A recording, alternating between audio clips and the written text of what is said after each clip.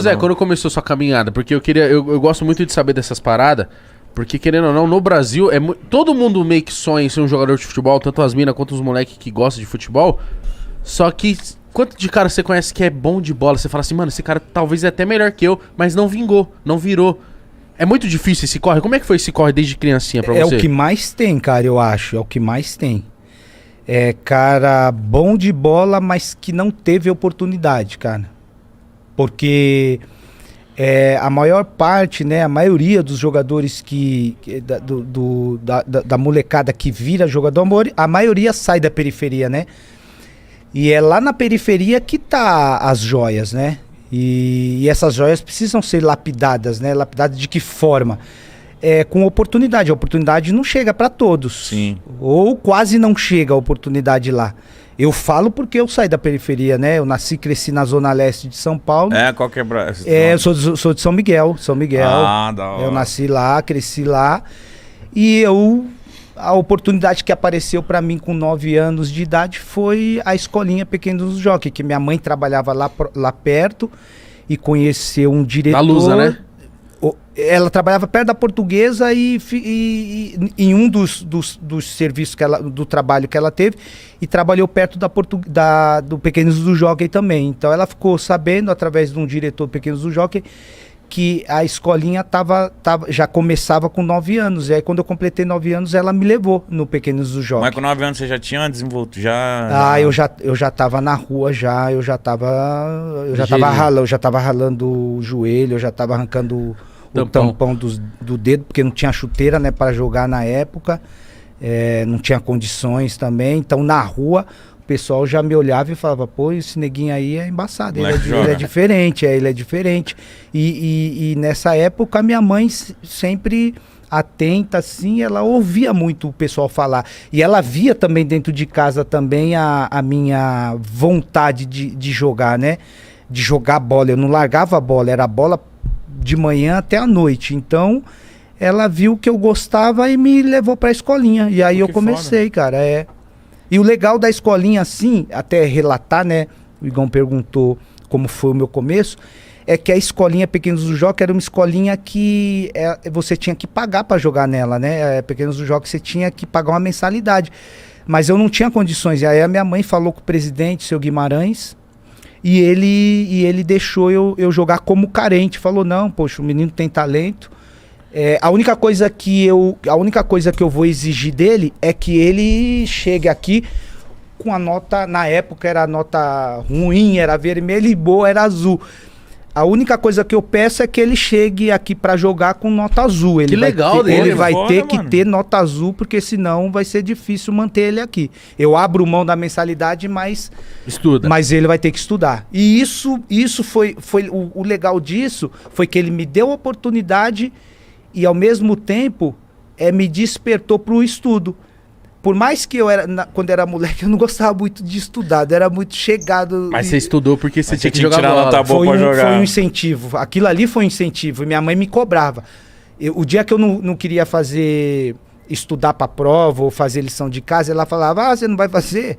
Então, fim de semana você não vai jogar no Pequenos do Jockey. Aí eu corria, fazia minha lição, terminava, mostrava pra ela, e isso me incentivou, né? Isso foi muito legal. Que da hora, então, mano. Que legal essa atitude do seu Guimarães. Do seu Guimarães, porque, pô... Não, o seu Guimarães, Igão, mítico, o cara foi um pai pra mim, cara. Um pai que eu tive pai, mas meu pai na minha adolescência saiu de casa. Mas o seu Guimarães foi um pai em qual sentido?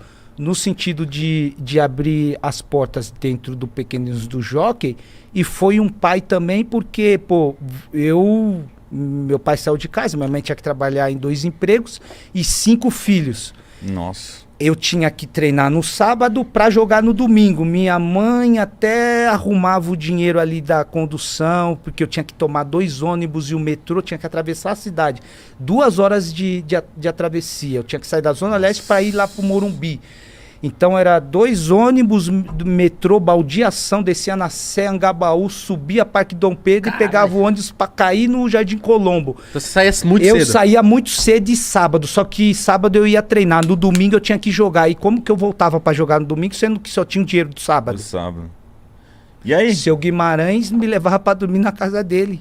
Caralho. Vários fins de semana eu fui dormir na casa do seu Guimarães, só que o grande problema não é nem esse. O grande problema é que, de tanto eu dormir na casa do seu Guimarães, me apelidaram de neguinho mijão, porque eu mijava na cama na época.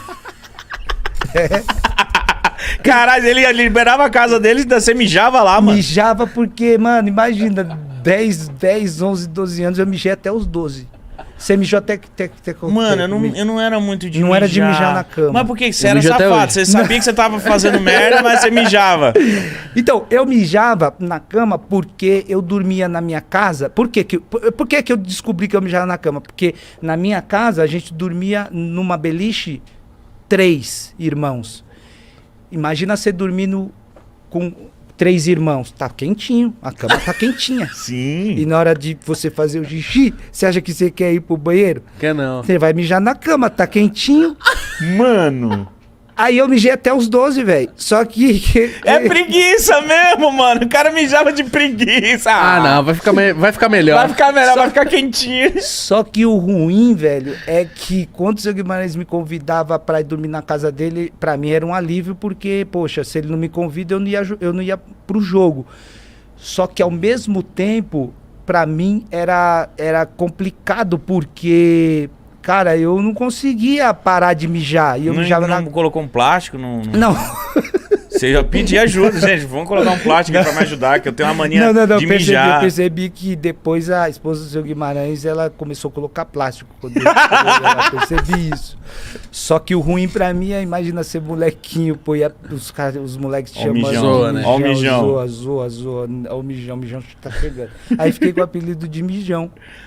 Bom apelido. Mas aí você ficou quanto tempo nessa escolinha pra você começar a galgar outros lugares? Então, o Pequenos do Jockey, você, na minha época, entrava com 9 para 10 e você podia jogar lá só até os 14.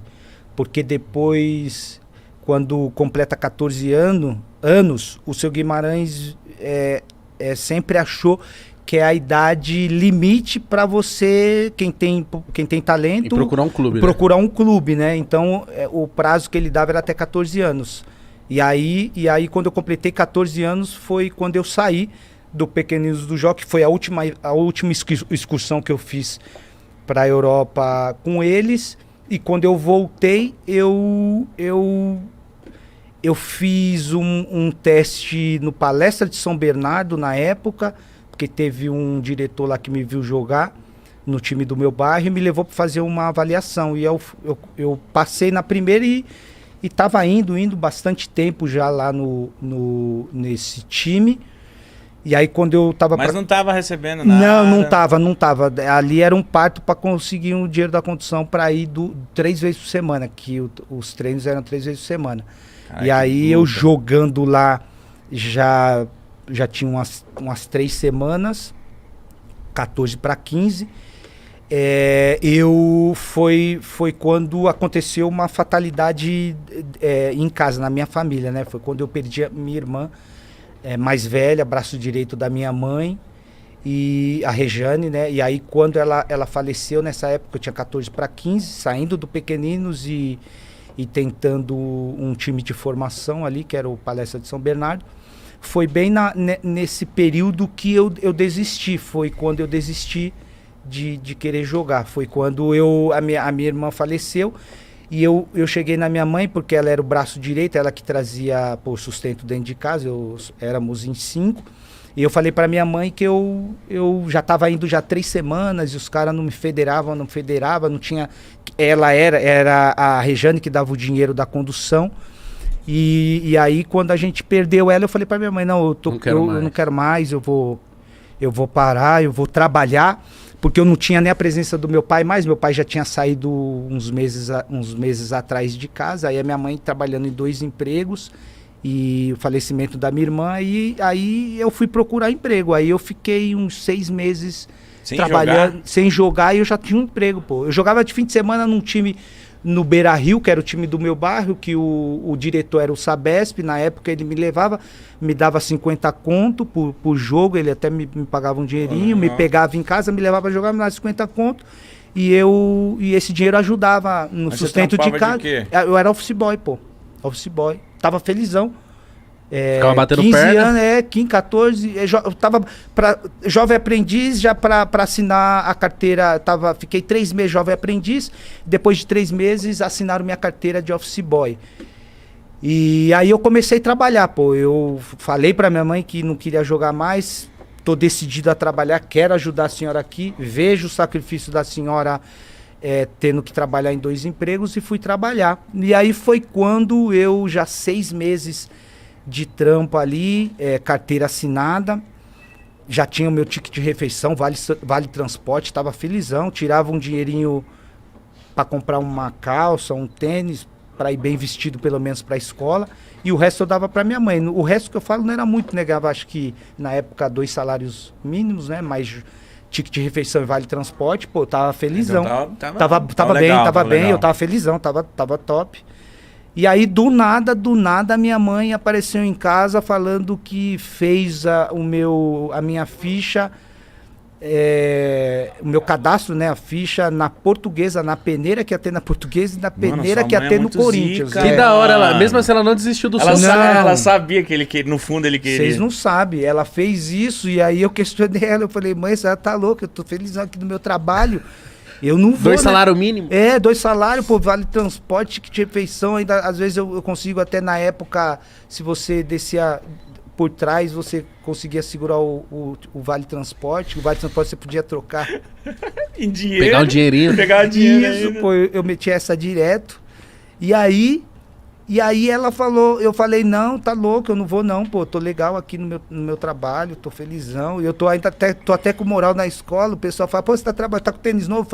Eu falo, tá trabalhando do quê? Office boy na quebrada na época era bem visto, porque ganhava um dinheirinho, comprava sua calça ali, Zump na época, é que vocês são novos, vocês não Mas tô ligado, minha mãe fala da Zump. Zump era embaçado, tinha uma Zumpzinha, conseguia um Adidas de couro ali, ou às vezes um quichutinho pra jogar, para bater uma bola. Então eu conseguia, com meu saláriozinho, comprar pelo menos um tênisinho. Então eu tava feliz, pô. Ia pra escola já bem vestido. E aí quando ela veio com essa, fiz a sua inscrição na Portuguesa, daqui 2 meses a gente vai lá fazer a peneira. Aí eu falei, mãe, eu não vou porque eu tô trabalhando, e a senhora também, como é que a senhora vai me levar? Porque ela que sempre me levou, né?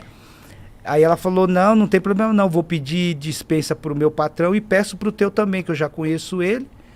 Aí ela pediu dispensa e o patrão me dispensou, eu torcendo pra ele não me dispensar, né? Sério? Na semana eu até falei pra ele, acho que, se eu não me engano, o nome dele era Sr. Edivaldo. Falei, Sr. Edivaldo, minha mãe vai chegar aí e ela vai falar de liberar pra fazer a peneira aí num clube. Fala pra ela que durante a semana a gente vai ter bastante serviço aqui, eu vou ter que entregar bastante carta, vou ter que ir no banco. Eu não tô afim de ir, não. Eu falei isso pra ele, pô.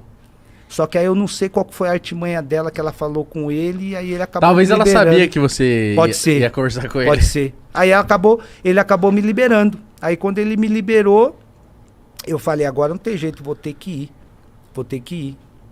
E aí foi quando eu fui. Aí... E aí, mas você chegou lá pra fazer um teste? Ou... Não era nem teste, não. Era peneira, Era né? peneira, mano.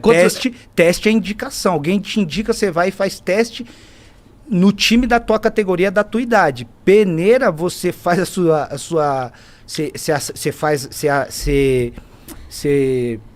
você faz a ficha técnica, né, que é onde você coloca os seus dados, eles te ligam e falam, ó, tal dia vai ter a peneira da tua idade, você vem pra peneira. Aí a peneira é você chegar, peneira eles dão um horário lá, que tem que estar às 2 horas no portão tal, você chega às 2, eu cheguei às 2 horas no portão tal. Quando eu cheguei às 2 horas no portão tal, lá no Canindé, eu quis voltar para trás porque a fila pra peneira tava dando volta no Canindé. Eu falei, mãe, nossa, chegamos às 2, a gente não vai entrar para fazer a peneira aí nunca. E outra, eu falei para ela, eu tô sem almoçar, como é que a gente vai fazer peneira aí ainda porque sem eu almoçar? vou correr no sol. A bichinha abriu a bolsa dela e falou, não, a questão de comida não é o problema, não. Eu fiz um pão com mortandela, te trouxe um teu pãozinho com mortandela. Sua mãe é muito foda. Me deu pão com mortandela, comi o pão com mortandela, desenrolou um suco lá. Tomei o suco, pão com mortandela e fui pra fila. Quando abri o portão, corri pra fila, fila da minha posição gigantesca. Qual que era a sua posição na época? Meia. Eu lembro que as duas filas maiores era meia e atacante. Então, sempre é. Sempre é, né? Sempre é. Ninguém quer ser zagueiro lateral, Não, volante. volante ou goleiro. Aí quando eu vi essas duas filas que eram as maiores, e aí minha mãe me deu o pão com morto dela. Eu falei, não, então a gente vai ter que fazer essa peneira aí. Aí eu fui pra fila. Quando eu cheguei na fila, a fila da minha posição gigantesca. Aí eu comecei a olhar para as filas menores. Eu falei, mano, vou entrar em alguma dessas filas menores. As filas era quem eram os primeiros, lateral esquerdo, direito, entrava pro campo, dividia os times e ia jogando. Então a fila era por posição. Aí eu comecei a olhar para as filas. A fila menor era goleiro. Aí eu olhei pros 3, 4 meninos goleiros lá. Eu falei, mano, os moleques gigantes. Eu tenho até medo de quando eu jogo bola 3 dentro, 3 fora, quando a gente jogava na rua, os caras soltavam a bica, eu tinha medo de pegar, porque o goleiro não dá pra mim. Vou na lateral direita, que era menorzinha. Aí eu falei, putz, lateral direito, mano. Pé invertido. Pézão direito eu só uso pra subir no busão, só no ônibus. Pra chutar eu só uso a esquerda, direito não vai dar certo. Fui pra zagueiro, zagueiro central, posição dos dois zagueiros, zagueiro com pé canhoto, com o pé destro. Mano, os moleques gigantes, tudo fortão. Falei, mano, não vai dar pra mim não. Volante forte também. Aí eu olhei pra outra, pra posição seguinte, lateral esquerdo. Eu falei, mano, lateral esquerdo. A fila tá pequena, eu sou canhoto. Vou na lateral. E fui, pô. Fui entrar 7 horas da noite pra fazer a peneira. Na lateral, eu fui assim mesmo. Cheguei lá pra jogar. O treinador acho que já estava bem cansado, né? Desde meio-dia lá. Quando eu entrei para jogar, deu 10 minutos, ele apitou. Todo mundo correndo atrás da bola, porque você não guarda a posição, você quer fazer gol, você quer dar uma assistência. Você quer se aparecer. Você quer se aparecer. Então, para aparecer, você tem que correr atrás da bola. Lembro que nem na bola eu quase toquei.